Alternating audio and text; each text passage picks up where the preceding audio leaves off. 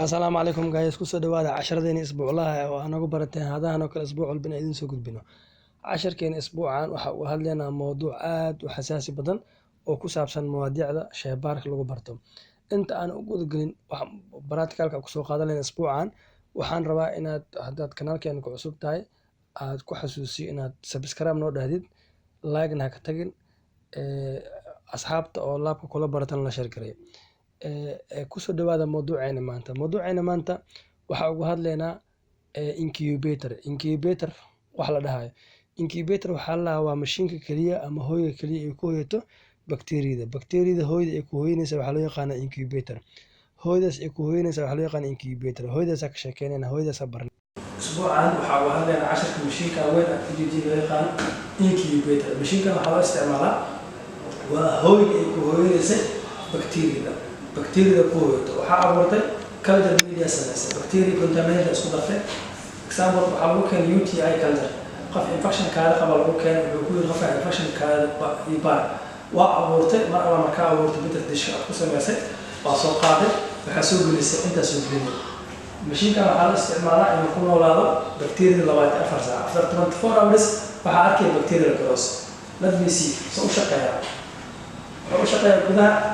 gudaha waxaan ugu jiro media fara badan oo diyaarsan. Media ama kala kamid ah waxaan diyaargareynay culture media diyaargareynay antimicrobial activity waa daawada dilayso bakteeriyada ku jirto waa lagu abuuray resistant kana wajhi antimicrobial activity lagu abuuray waxa ku dhex jira gudaha bacterial growth ka meesha lagu keenay mar alla markii meesha la dhax galiyo wixii la abuur la galiyo isla markii waa xirtay marka xirtid waxa sameeyay baalka daarana korontada markaa wasi korontada waa daaranta korontada inay daaranta waxa cadeynaa baalkiga midab cagaar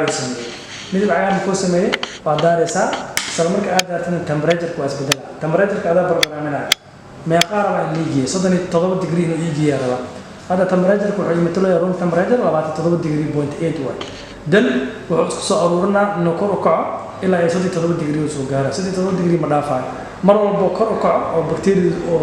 abuuro hoos u soo noqona wuxuu imaanaa temperature-ka 37 ma dhaafay kor u aada wuxuu gaara ilaa 65 qaarkood waxa lagu bargaraamay ilaa 54 wuxuu soo noqonaya wuxuu imaanaa down soo hoos soo dhaco wuxuu imaanaa ilaa 37 degree hada kor u kaca إلا أو كنا كأكع وعادة إلا يو لحد أفر قارقاد وعادة إلا يكون تأفر وعادة دل من قصة تدود دقري أو أهذا وحكسينا الأرمي كان يلا دي يلا after 24 hours مركا إمادد أو مش أفر تبارك أفر تحرك كذا بكتيريا الجراس كل دلتنا بكتيريا الجراس كان أكيد أو مش بحجرها شيء على صل استعمال وبهاي كانت جوكتي أنا دمي كورنتي إنك أنت لما مرة كورنتي إنك أنت وكهلا مشي لو أنت أفرس كورنتي شغالة سكحرم after 24 hours كده بكتيريا الكدر كذا قاعد إنجليزي وحركة وحيابي أرادينيزي ده ما صار بحين بكتيريا وحسماني step كلا كل حاجة الله سماه culture preparation كجرام استينا سماه جرام استينا كاسم مثلا بكتيريا أنا أبدا محيطها ما حياتها جرام استينا بقى إذا positive أنا قناة أو جرام negative التوقع هذا يمكن يكون خطبة كده بحاولاني بيش يكون وقوة هذا جرام positive أو جرام positive وقوة ده نختار بين وحسين الدواوين كله وترى جرام positive ساس على استعمال عشان كمان نبان ونودي الديجري كله قاعد ونسوي هاي وهون على 28 إلا حق صار هذا أكره قاعد إلا يروح هذا تاني 65 وهذا 65 كو هذا ده ما حق داعي ديجريس إنه هالصور داعي أو كي ماذا صديق تلو ديجري marka si aan u dhiirigelisaan muuqaalada kasii soo gelino oo ku saabsan casharada shaybaarka fadlan haddaad tahay arday shaybaarista ah la wadaag asxaabtada shaybaarista ah si ay subscribe noogu saaraan una share gareey dhiirigelin like noogu saara waana mahadsantihiin. Asalaamu calaykum waraxmatullahi wabarakaatuh. See you next week.